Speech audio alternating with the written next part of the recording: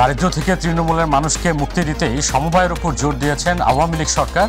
গোপালগঞ্জের টুঙ্গিপাড়ায় বললেন প্রধানমন্ত্রী। জাতীয় পতাকায় মোড়ানো নিথর দেহে বাড়ি ফিরলেন স্কোয়াড্রন লিডার আসিম জাওয়াদ। জানাজা শেষে রাষ্ট্রীয় মর্যাদায় দাফন, বিধ্বস্ত যুদ্ধ বিমান উদ্ধার। চট্টগ্রামের বাজারে বেড়েই চলেছে সবজি, মুরগি সহ নিত্যপণ্যের দাম। একের পর এক অজুহাতে দাম বাড়াচ্ছে অসাধু ব্যবসায়ীদের সিন্ডিকেট।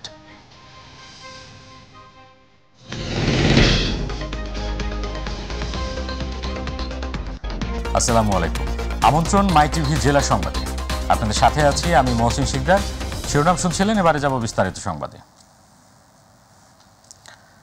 দারিদ্র্য থেকে তৃণমূলের মানুষকে মুক্তি দিতেই আওয়ামী লীগ সরকার সমবায়ের উপর জোর দিয়েছেন বলে জানিয়েছেন প্রধানমন্ত্রী শেখ হাসিনা। তিনি বলেন, দেশের সকল পর্যায়ে সমবায় পদ্ধতি ছড়িয়ে দিতে হবে। সকালে গোপালগঞ্জের টুঙ্গিপাড়ায় আয়োজিত মতবিনিময় সভায় এসব কথা বলেন প্রধানমন্ত্রী শেখ হাসিনা। এর আগে বঙ্গবন্ধুর সমাধিতে ফুল দিয়ে শ্রদ্ধা জানান তিনি। আরও জানাচ্ছেন রাকিব হাসান। একদিনের ব্যক্তিগত সফরে সকালে সড়ক পথে নিজ নির্বাচনী এলাকা গোপালগঞ্জের টুঙ্গিপাড়া পৌঁছান প্রধানমন্ত্রী শেখ হাসিনা। টুঙ্গিপাড়া পৌঁছে বঙ্গবন্ধুর সমাধিতে ফুল দিয়ে শ্রদ্ধা জানান তিনি। পরে 15 আগস্টে নিহতদের রুহের মাগফিরাত কামনা করে ফাতেহা পাঠ ও বিশেষ মোনাজাত করা হয়। মোনাজাতে অংশ নেন প্রধানমন্ত্রীর ছোট বোন শেখ রেহানা সহ পরিবারের অন্যান্য সদস্যরা। পরে প্রধানমন্ত্রী টুঙ্গিপাড়া উপজেলা আওয়ামী লীগ কার্যালয়ে দারিয়াকুল গ্রাম উন্নয়ন সমিতির সদস্যদের সাথে মতবিনিময় করেন। একটি বাড়ি একটি খামার প্রকল্পটা ওই যে জাতির পিতা বঙ্গবন্ধু শেখ মুজিব যে সমবায় করতেছিলেন তারই আলোকে এটা আমরা গড়ে তুলি এই কারণে যে প্রতিটি পরিবারে এই পরিবারের জন্য এটা হচ্ছে ক্ষুদ্র সঞ্চয়ের ব্যবস্থা। এ সময় তিনি বলেন, দারিদ্র্য থেকে তৃণমূল মানুষকে মুক্তি দিতেই সমবায়ের উপর জোর দেয় আওয়ামী লীগ সরকার। প্রত্যেকটা পরিবার যেন স্বাবলম্বী হয় এবং দারিদ্র্য থেকে মুক্তি পায়, সেটা লক্ষ্য রেখেই এই ক্ষুদ্র সঞ্চয়ের এই পরিকল্পনা আমি নেই এবং সেটা আমরা বাস্তবায়ন শুরু করি। দুর্ভাগ্যের বিষয় হলো 2001-এ বিএনপি জামাত ক্ষমতায় সেটা বন্ধ করে দেয়। একরকম বলতে গেলে এটা কার্যকারিতাই থাকে না। যা আমরা পরবর্তীতে সরকার আসার পরে আমরা কাজ করে যাচ্ছি। দেশের সকল পর্যায়ে সমবায় পদ্ধতি ছড়িয়ে দিতে হবে জানিয়ে জনগণকে সাথে নিয়ে খাদ্য নিশ্চয়তা, আর্থসামাজিক উন্নয়ন নিশ্চিত করাই সরকারের লক্ষ্য বলেও জানান শেখ হাসিনা। আমার বাড়ি আমার খামার, এই যে সমবায় সমিতি, এই সমিতি যে আবার কার্যকর হচ্ছে, এটাই একটা আশার কথা। সমস্ত কিছু দেওয়া হয়েছে। আমি বলছি আমি নিজে যাব, সকলের সঙ্গে মত বিনিময় করব এবং এই জিনিসটার জন্য মানুষের কাছে আরো প্রচার পায়, তারই ব্যবস্থা করব। রাকিব হাসান, মাই টিভি। তাকেও আমি দুর্গম। মানিকগঞ্জের নিজ বাড়িতে ফিরল জাতীয় পতাকায় মোড়ানো স্কোয়াড্রন লিডার আসিম জাওয়াদের নিথর দেহ। কর্ণফুলী নদীতে বিধ্বস্ত প্রশিক্ষণ বিমান দুর্ঘটনায় নিহত আসিম জাওয়াদের তৃতীয় নামাজে জানাজা অনুষ্ঠিত হয়েছে সেখানে। সকালে ঢাকায় দ্বিতীয় জানাজার পর বিমান বাহিনীর একটি হেলিকপ্টারে করে জাওয়াদের মরদেহ মানিকগঞ্জে নেওয়া হয়। সেখানে জানাজা শেষে রাষ্ট্রীয় মর্যাদায় তাকে দাফন করা হয়। এ সময় স্বজনদের আহাজারিতে হৃদয় বিদারক পরিবেশ তৈরি হয়। প্রতিনিধি আজিজুল হাকিমের পাঠানো তথ্য ভিডিও চিত্রে রিপোর্ট করছেন ইলিয়াস কমল। বৃহস্পতিবার সকালে উড্ডয়নের কিছুক্ষণ পরেই আগুন লাগে প্রশিক্ষণ বিমান ইয়াক 130-এ। ঘনবসতিপূর্ণ এলাকার উপর আগুন লাগায় বড় ক্ষয়ক্ষতি এড়াতে দুর্ঘটনা কবলিত বিমানটি নিয়েই কর্ণফুলী নদীর কাছে যান 2 পাইলট। সেখানেই সেটি বিধ্বস্ত হয়। এ সময় জরুরি অবস্থার প্যারাশুটে 2 পাইলট বেরিয়ে আসলেও পরে প্রাণ হারান স্কোয়াড্রন লিডার আসিম জাওয়াদ। রাতেই বিধ্বস্ত হওয়া উড়োজাহাজটি কর্ণফুলী নদী থেকে উদ্ধার করেছে নৌবাহিনী। একই সময়ে জাওয়াদের প্রথম নামাজে জানাজা হয় চট্টগ্রামে। শুক্রবার সকালে জাওয়াদের মরদেহ বিমান বাহিনীর একটি বিমানে করে ঢাকায় নিয়ে আসা হয়। বিমান বাহিনীর ঘাঁটি বাসারের প্যারেড গ্রাউন্ডে দ্বিতীয় জানাজা ও ফিউনারেল প্যারেডের পর মরদেহ নিয়ে যাওয়া হয় নিজ বাড়ি মানিকগঞ্জে। ও বুয়েটে এবং মেডিকেলে 2 জায়গাতেই চান্স পেয়েছিলেন, কিন্তু ওই বৈমানিক হওয়ার ইচ্ছার কারণে সে বাংলাদেশ বিমান বাহিনীতে ইন্টারভিউ দেওয়ার পর চান্স পেয়েছে এবং সেখানেও সে তাদের ব্যাচের মধ্যে এতটাই ও ট্যালেন্ট ছিলেন যে সে ওখানেও ফার্স্ট হয়েছেন এবং সোল্ডও পেয়েছেন। তার মতো একটি মেধাবী ছাত্র, মেধাবী পাইলট, যা নাকি বাংলাদেশের অহংকার, সারা জাতির জন্য সে অহংকার ছিল। কারণ সে জীবনে কখনো কোনো কিছুতেই তার পড়ালেখা থেকে শুরু করে সার্ভিস জীবন পর্যন্ত সে সব জায়গায় প্রথম হয়েছে। মানিকগঞ্জের শহীদ মিরাজ তপন স্টেডিয়ামে তৃতীয় ও শেষ জানাজার পর শহরের সেওতা কবরস্থানে চিরনিদ্রায় শায়িত হন এই বৈমানিক। অসীম জাওয়াদের মৃত্যুতে শোকাচ্ছন্ন সহকর্মী থেকে শুরু করে এলাকার বাসিন্দারা। ইলিয়াস কমল, মাই টিভি। এদিকে চট্টগ্রাম নগরের পতেঙ্গা এলাকায় বিধ্বস্ত হওয়া বিমান বাহিনীর যুদ্ধ বিমানটি উদ্ধার করা হয়েছে। বৃহস্পতিবার দিবাগত রাত 10:45টার দিকে কর্ণফুলী নদীর তলদেশ থেকে বিমানটি উদ্ধার করে নৌবাহিনী। বৃহস্পতিবার সকাল 10:30টার দিকে চট্টগ্রাম সমুদ্র বন্দরের পতেঙ্গা কন্টেইনার টার্মিনাল এলাকায় কর্ণফুলী নদীতে বিমান বাহিনীর ইয়াক 130 প্রশিক্ষণ যুদ্ধ বিমান বিধ্বস্ত হওয়ার ঘটনা ঘটে। আকাশ থেকে বিমানটি কর্ণফুলী নদীতে ছিটকে পড়ে পানিতে তলিয়ে যায়। বৃহস্পতিবার বেলা 11টা থেকে বিমানটি উদ্ধারে তৎপরতা শুরু করে নৌবাহিনী। নৌবাহিনীর একাধিক ডুবুরির টিম এবং একাধিক অত্যাধুনিক প্রযুক্তি সম্পন্ন জাহাজ দিয়ে উদ্ধার তৎপরতা চালানো হয়।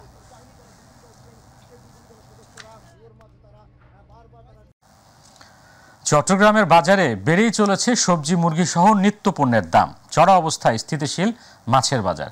এক মাস আগে চড়া হওয়া নিত্য পণ্যের বাজারে দাম কমার কোনো লক্ষণ নেই, বরং নানা কৃত্রিম ইস্যু তৈরি করে একের পর এক পণ্যের দাম বাড়াচ্ছেন ব্যবসায়ীরা। গত এক মাসের ব্যবধানে প্রায় সকল মুরগির দাম বেড়েছে 40 থেকে 50 টাকা। বাজারে গরুর মাংস 100 টাকা বেড়ে বিক্রি হচ্ছে 800 থেকে 950 টাকা এবং খাসি 1100 টাকা। তাছাড়া ঝিঙ্গে, পটল, কাঁকরোল, করলা, বরবটি সহ গ্রীষ্মকালীন সবজির বাজার পর্যাপ্ত সরবরাহ থাকলেও দাম চড়া। কাঁকরোল, বরবটি, ঝিঙ্গে বিক্রি হচ্ছে 100 থেকে 120 টাকা। টমেটো, শিম, বাঁধাকপি, ফুলকপি, বেগুন, গাজর এতদিন কমতির দিকে থাকলেও সপ্তাহের ব্যবধানে সব সবজি কেজিতে 10 থেকে 15 টাকা বেড়ে 50 থেকে 60 টাকার উপরে বিক্রি হচ্ছে। মাছের বাজারে কমতির কোনো সুখবর নেই। অধিকাংশ মাছ মজুদ রেখে কৃত্রিম সংকটের দোহাই দিয়ে চড়া দরে বিক্রি করছেন ব্যবসায়ীরা। প্রধানমন্ত্রী শেখ হাসিনার হাতকে শক্তিশালী করে তার ভীষণ স্মার্ট বাংলাদেশ, ক্ষুধামুক্ত, দারিদ্র্যমুক্ত, সমৃদ্ধ বাংলাদেশ গড়ার লড়াইয়ে ছাত্রলীগকে সবসময় পাশে থাকার আহ্বান জানিয়েছেন গৃহায়ন ও গণপূর্ত মন্ত্রী রমা ওবায়দুল মুক্তাদির চৌধুরী।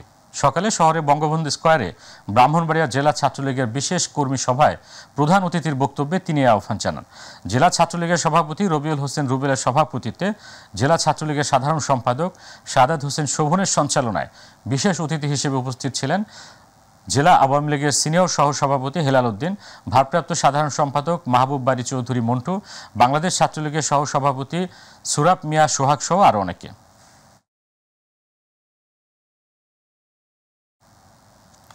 সিরাজগঞ্জের শাহজাদপুর উপজেলার বগুড়া নাগরবাড়ি মহাসড়কের যুগ্নিদেহ ও বাঘাবাড়ি নামক দুই স্থানে পৃথক দুটি সড়ক দুর্ঘটনায় 2 জন নিহত ও 6 জন আহত হয়েছেন। নিহতরা হলেন নার্গিস খাতুন ও আরশেদ প্রামাণিক। আহতদের উদ্ধার করে বাঘাবাড়ি উত্তরবঙ্গ ট্যাঙ্ক লরি সমবায় সমিতি হাসপাতালে ভর্তি করা হয়েছে।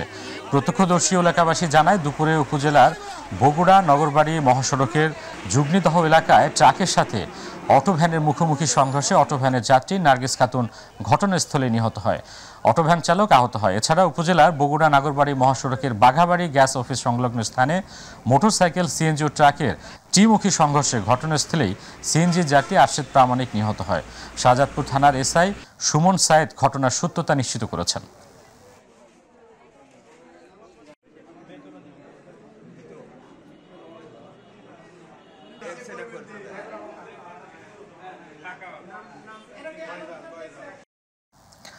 টাঙ্গাইলের নাগরপুরে এক নারীর মরদেহ উদ্ধার করেছে পুলিশ।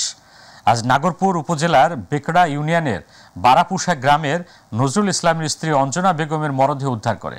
অঞ্জনা বেগমের স্বামী নজরুল ইসলাম জানান, গতকাল অঞ্জনা বেগম বাবার বাড়ি যাবেন বলে বাড়ি থেকে বের হন। তারপর থেকে অনেক খোঁজাখুঁজি করে পাওয়া যায়নি। এলাকাবাসী আজ সকালে একটি মরদেহ ধান খেতে দেখতে পেয়ে পুলিশকে বিষয়টি অবগত করে। এ সময় পুলিশ গিয়ে ওই নারীর মরদেহ উদ্ধার করে মর্গে প্রেরণ করে।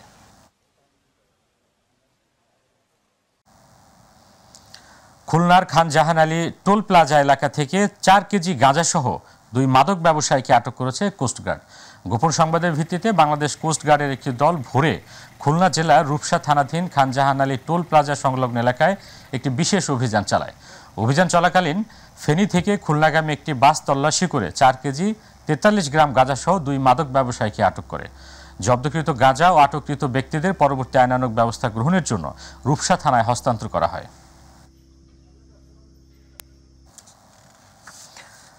ব্রাহ্মণবাড়িয়ার সরাইল অগ্নিকাণ্ডে 11টি দোকান ভস্মীভূত হয়েছে। ভোরে উপজেলার শাহবাজপুর ইউনিয়নের দ্বিতীয় গেট এলাকায় নেসার আক্তার মার্কেটে এই ঘটনা ঘটে। সরাইল ফায়ার সার্ভিসের লিডার রিয়াজ মাহমুদ জানান, অগ্নিকাণ্ডের খবর পেয়ে সরাইল ফায়ার সার্ভিসের 2টি ইউনিট গিয়ে আগুন নিয়ন্ত্রণে আনে। তবে এই ঘটনায় 11টি দোকান পুড়ে যায়। এর মধ্যে হার্ডওয়্যার, সেলুন, মোবাইল বিক্রয় ও সার্ভিসিং, একটি স্বর্ণের দোকান সহ বিভিন্ন দোকান ছিল। তিনি আরও জানান, ধারণা করা হচ্ছে বৈদ্যুতিক শর্ট সার্কিট থেকে এই আগুনের সূত্রপাত হয়েছে। ক্ষয়ক্ষতি নিরূপণের কাজ চলছে।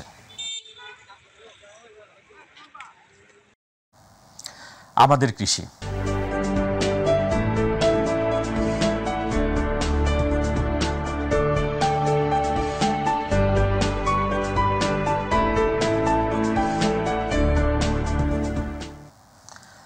উত্তরের কালো সোনা খ্যাত পেঁয়াজ বীজ চাষে সফলতা পেয়েছেন পঞ্চগড়ের চাষিরা।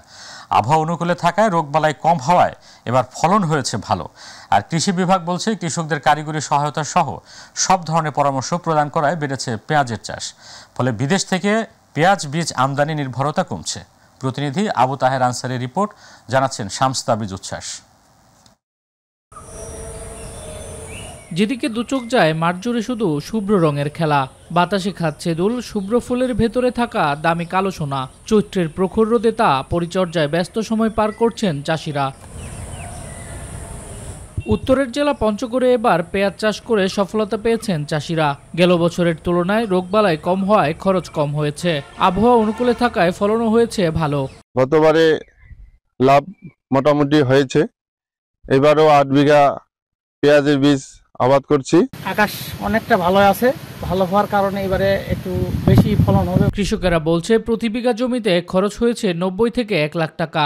আর অল্প কিছু দিনের মধ্যেই কালো সোনা মাঠ থেকে উত্তোলন করতে পারবেন চাষিরা।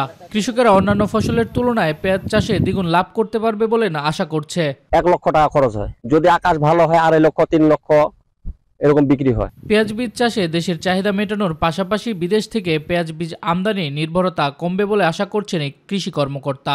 আমাদের স্থানীয়ভাবে পেঁয়াজের উৎপাদনের যে পেঁয়াজের বীজের যে চাহিদা পূরণের পাশাপাশি আমাদের বৈদেশিক যে আমদানি নির্ভরতা অনেকখানি কমে আসবে বলে আমি আশা ব্যক্ত করি। এবছর জেলার 5 উপজেলার মধ্যে শুধু আটোয়ারী উপজেলাতেই 3 হেক্টরের বেশি পেঁয়াজ বীজের চাষ হয়েছে।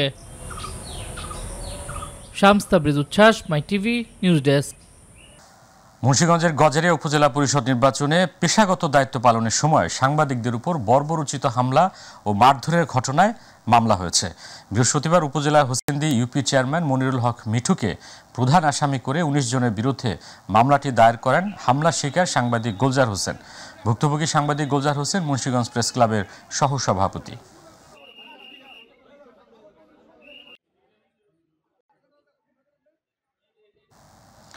ফরিদপুরের বোয়ালমারী ও আলফাডাঙ্গা উপজেলায় কালবৈশাখী ঝড়ে ব্যাপক তাণ্ডবের পর বিদ্যুৎবিহীন হয়ে পড়েছে প্রায় শতাধিক গ্রাম। বৃহস্পতিবার ঝড়ে গাছপালা ও বৈদ্যুতিক খুঁটি উপড়ে যাওয়ার পর থেকেই বিদ্যুৎ সরবরাহ বন্ধ হয়ে গেছে। এতে 2 উপজেলা জুড়ে বিরাজ করছে অন্ধকার পরিবেশ। স্থানীয়রা জানান, বোয়ালমারী উপজেলার সূর্যক, ময়নদিয়া, কাটাগড়, ছত্রকান্দা, সহস্রাইল, মোড়া, সুতালিয়া, তারামহাজি, বর্গা ও আলফাডাঙ্গা উপজেলার বুড়াইচ ইউনিয়ন সহ বেশ কয়েকটি এলাকায় ঝড়ে বেশি আঘাত এনেছে। এতে বেশ কয়েকজন আহত হয়েছে। নাটোরের সিংড়ায় আরাফাত হাজি কল্যাণ সমিতির উদ্যোগে সিংড়া কেন্দ্রীয় জামে মসজিদে হাজি সমাবেশ অনুষ্ঠিত হয়েছে। আরাফাত হাজি কল্যাণ সমিতির সভাপতি বীর মুক্তিযোদ্ধা আলহাজ অধ্যাপক মাহবুব হোসেনের সভাপতিত্বে অনুষ্ঠিত সমাবেশে প্রধান অতিথি ছিলেন ডাক, টেলিযোগাযোগ ও তথ্য প্রযুক্তি প্রতিমন্ত্রী জুনাইদ আহমেদ পলক। অন্যান্যের মধ্যে বক্তব্য রাখেন উপজেলা আওয়ামী লীগের সভাপতি শেখ ওহিদুর রহমান, সাধারণ সম্পাদক ও সিংড়া পৌর মেয়র জান্নাতুল ফেরদৌস।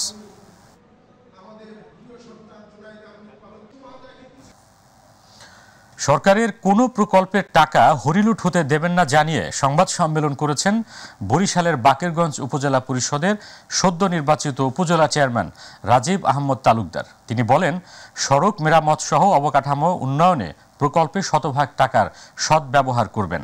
দুপুরে বরিশাল ক্লাব রোডে তার বাসভবনে নির্বাচন পরবর্তী সংবাদ সম্মেলনে তিনি একথা বলেন। নবনির্বাচিত চেয়ারম্যান রাজীব আরও বলেন, স্বাস্থ্য ব্যবস্থার উন্নতির পাশাপাশি শিক্ষার মান উন্নয়ন করা হবে। তরুণদের জন্য কর্মসংস্থান তৈরিতে বিশেষ উদ্যোগ গ্রহণ করা হবে। সি ইউনিটের পরীক্ষার মাধ্যমে শেষ হলো জিএসটি গুচ্ছভুক্ত বিশ্ববিদ্যালয়গুলোর 2023-24 শিক্ষাবর্ষের ভর্তি পরীক্ষা।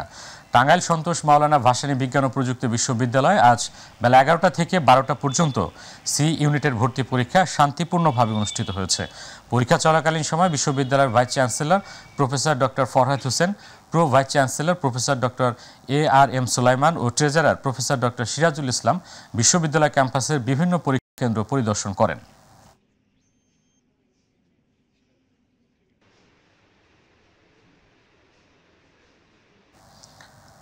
নড়াইলে জাতীয় পুষ্টি সপ্তাহের উদ্বোধন করা হয়েছে। জনস্বাস্থ্য পুষ্টি প্রতিষ্ঠানের আয়োজনে নড়াইল সিভিল সার্জন অফিসের সভাকক্ষে এই উপলক্ষে আলোচনা সভা অনুষ্ঠিত হয়। Civil surgeon doctor Sajeda Begum পলির সভাপতিত্বে বক্তব্য তুলে ধরেন অতিরিক্ত জেলা প্রশাসক আরাফাত হোসেন, কৃষি সম্প্রসারণ অধিদপ্তর নড়াইলের অতিরিক্ত উপপরিচালক জাহিদুর রহমান, জেলা মহিলা বিষয়ক অধিদপ্তরের উপপরিচালক মৌসুমী মজুমদার, সিভিল সার্জন অফিসের মেডিকেল কর্মকর্তা ডাক্তার শুভাশিস বিশ্বাস সহ অনেকে। ষষ্ঠ উপজেলা পরিষদ নির্বাচনের তৃতীয় ধাপে টাঙ্গাইল সদর উপজেলা পরিষদ চেয়ারম্যান প্রার্থীর নির্বাচন থেকে সরে দাঁড়ানোর ঘোষণা দিলেন সদর উপজেলা বিএনপি সভাপতি আজগর আলী। সকালে টাঙ্গাইল প্রেস ক্লাবে অডিটোরিয়ামে সংবাদ সম্মেলনে এই ঘোষণা দেন তিনি। সংবাদ সম্মেলনে জেলা বিএনপি সভাপতি হাসানুজ্জামিল শাহিন বলেন, এ সরকারের অধীনে জাতীয় ও স্থানীয় নির্বাচনই অবাধ হয়নি, তাই তিনি এ নির্বাচনে যাচ্ছেন না। এ সময় জেলা বিএনপি সাধারণ সম্পাদক ফরহাদ ইকবাল, বিএনপি নেতা আতাউর রহমান জিন্না সহ উপস্থিত ছিলেন। দ্বিতীয় ধাপে আসন্ন উপজেলা পরিষদ নির্বাচনকে সামনে রেখে নারায়ণগঞ্জের রূপগঞ্জে উপজেলা পরিষদ চেয়ারম্যান প্রার্থীরা গণসংযোগ ও লিফলেট বিতরণ করেছেন। সকাল থেকে উপজেলার বিভিন্ন এলাকায় ভোটারদের কাছে এলাকার উন্নয়নের প্রতিশ্রুতি দিয়ে ভোট চেয়ে ও গণসংযোগ ও লিফলেট বিতরণ করছেন প্রার্থীরা। এবার উপজেলা পরিষদ নির্বাচনে চেয়ারম্যান প্রার্থী দোয়াত কলম প্রতীকের হাবিবুর রহমানের প্রতিদ্বন্দ্বী হিসেবে প্রচারণা চালাচ্ছেন আনারস প্রতীকের চেয়ারম্যান প্রার্থী আবু হোসেন ভূঁইয়া রানু। আসন্ন ষষ্ঠ ধাপে উপজেলা পরিষদ নির্বাচনে শরীয়তপুরের জাজিরা উপজেলার পূর্ব নাওডোবা ইউনিয়নে জেলা আওয়ামী লীগের সহসভাপতি ও মোটরসাইকেল প্রতীকে চেয়ারম্যান প্রার্থী ইদ্রিস ফরাজির উঠান বৈঠক অনুষ্ঠিত হয়েছে। আওয়ামী লীগ নেতা মাহবুব সোয়ালের উদ্যোগে আয়োজিত উঠান বৈঠকে উপস্থিত ছিলেন উপজেলা চেয়ারম্যান প্রার্থী ইদ্রিস ফরাজি।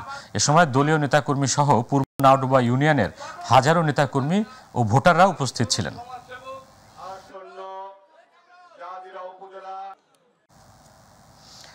গাইবান্ধার সাদুল্লাপুরে কেন্দ্রীয় বারোয়ারি মন্দিরের পুরাতন ভবন ভেঙে 3 তলা বিশিষ্ট নতুন কমপ্লেক্স ভবনের ভিত্তিপ্রস্তর স্থাপনের কাজের উদ্বোধন অনুষ্ঠিত হয়েছে। সকালে সাদুল্লাপুর উপজেলা শহরে অবস্থিত কেন্দ্রীয় মন্দির প্রাঙ্গণে পূজা অর্চনার মধ্য দিয়ে মন্দিরের নিজস্ব অর্থায়নে নতুন মন্দির কমপ্লেক্স নির্মাণ কাজের উদ্বোধন করা হয়। নতুন মন্দির কমপ্লেক্সের ভিত্তিপ্রস্তর অনুষ্ঠানে উপস্থিত ছিলেন স্থানীয় বনগ্রাম ইউপি চেয়ারম্যান ফজলুল কায়ুম হুদা, উপজেলা আওয়ামী লীগের সভাপতি আব্দুল জলিল সরকার, বীর মুক্তিযোদ্ধা আব্দুর রশিদ আজমি সহ আরও অনেকে।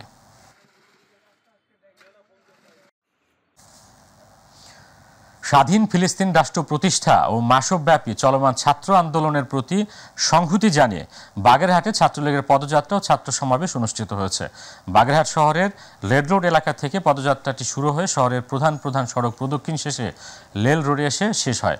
পরে জেলা আওয়ামী লীগ কার্যালয়ের সামনে ছাত্র সমাবেশে অন্যান্যের মধ্যে বক্তব্য দেন জেলা আওয়ামী লীগের সাধারণ সম্পাদক ভূঁইয়া হেমায়েত উদ্দিন, পৌর আওয়ামী লীগের সভাপতি শেখ বশিরুল ইসলাম, জেলা যুবলীগের সভাপতি সর্দার নাসির উদ্দিন, জেলা ছাত্রলীগের সভাপতি মনির হোসেন।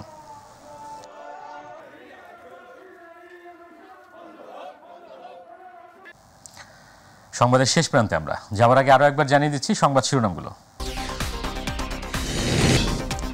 দারিদ্র থেকে তৃণমূলের মানুষকে মুক্তি দিতেই সমবায়ের উপর জোর দিয়েছেন আওয়ামী লীগ সরকার, গোপালগঞ্জের টুঙ্গিপাড়ায় বললেন প্রধানমন্ত্রী। জাতীয় পতাকায় মোড়ানো নিথর দেহে বাড়ি ফিরলেন স্কোয়াড্রন লিডার আসিম জাওয়াদ। জানাজা শেষে রাষ্ট্রীয় মর্যাদায় দাফন, বিধ্বস্ত যুদ্ধ বিমান উদ্ধার। চট্টগ্রামের বাজারে বেড়েই চলেছে সবজি মুরগি সহ নিত্য পণ্যের দাম। একের পর এক অজুহাতে দাম বাড়াচ্ছে অসাধু ব্যবসায়ীদের সিন্ডিকেট।